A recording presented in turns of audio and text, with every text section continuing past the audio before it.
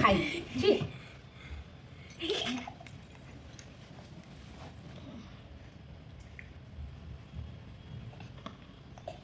কোলে নাও কোলে নাও কোলে নাও কোলে নাও কোলে নাও কোলে নাও কোলে নাও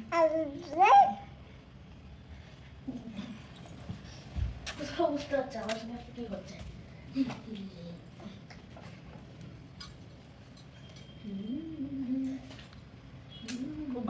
দাদা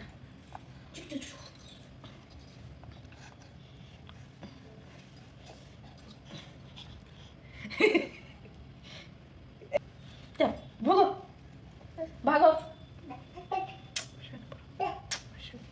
প্রতিদিন সন্ধ্যা পুজো দিয়ে যখনই